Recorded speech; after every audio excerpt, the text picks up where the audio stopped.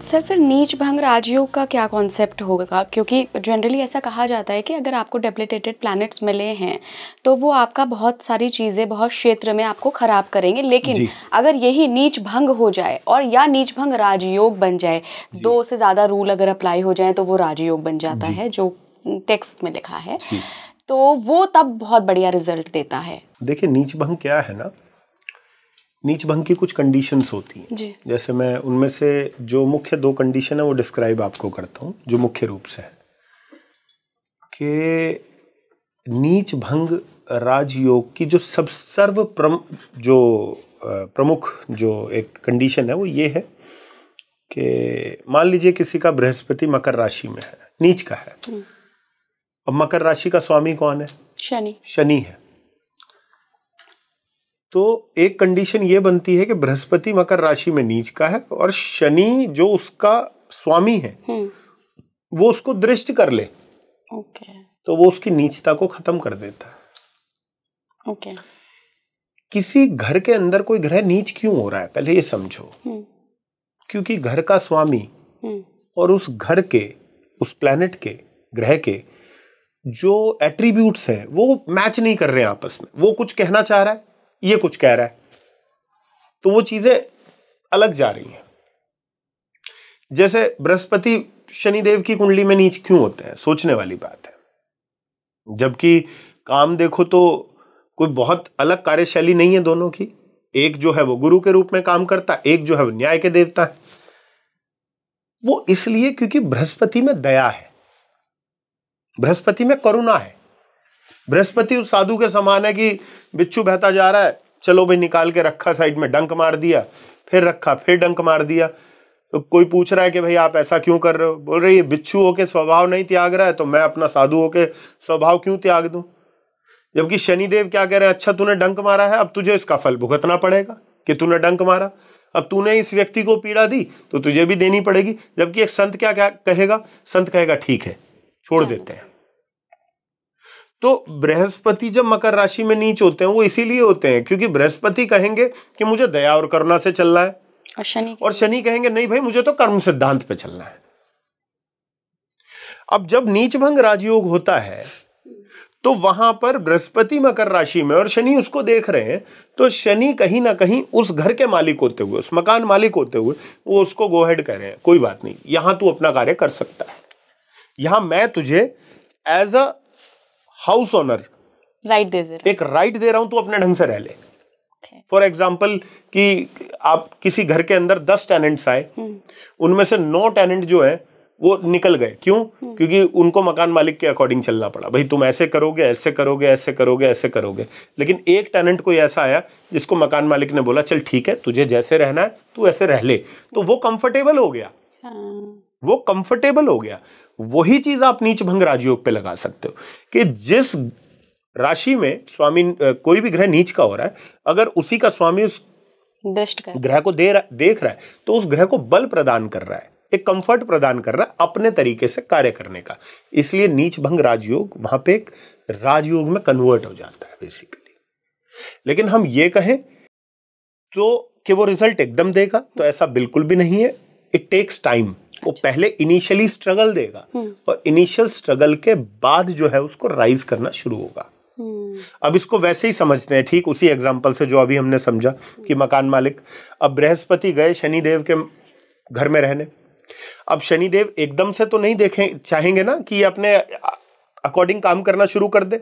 वो दया भी दिखा रहा है, करुणा भी दिखा रहा है। वो कह रहा है भाई ये तो मेरा माहौल खराब कर रहा है, मेरा काम तो एक्शन और रिएक्शन का है, जैसा एक्शन होगा वैसा रिएक्शन होगा।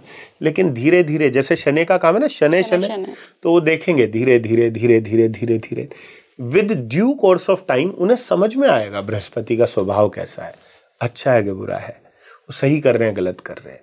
तो फिर वो बृहस्पति को तथास्तु कह देंगे एक सर्टेन समय के बाद। इसलिए नीच भंग राजयोग में एक प्लैनेट इनिशियली आपको स्ट्रगल देता है लेकिन फाइनली आपको आउटकम अच्छा दे देता है। That is why it is called as neech bhang राजयोग। और यही सर आपका रूल अगर हम 3, 6, 8 में लगाएं कि जहां नीच के प्लैनेट अच्छे रिजल्ट दे रहे हैं, क्योंकि वो उन खराब ग्रहों में खराब घरों में बैठकर उसको सही कर दे रहे हैं। और इन घरों में नीच भंग राजयोग हो जाए तो क्या ये फिर उसकी शुभता को खराब कर देंगे? नहीं नहीं नहीं, अच्छा। नहीं, ऐसा बिल्कुल भी नहीं है। बिकॉज देखिए, प्लैनेट का जो अपना नैसर्गिक स्वभाव है, और क्योंकि वो नेगेटिव हाउस हैं जिनको खराब ही किया गया है और वहां पे अब नीच भंग भी हो गया, तो अब ये प्लैनेट जो आपको देने आया है ये और अच्छे से देगा। राजयोग मतलब इंटेंसिटी बढ़ गई उसकी, क्योंकि वो पहले ही एक राजयोग बन गया है ना।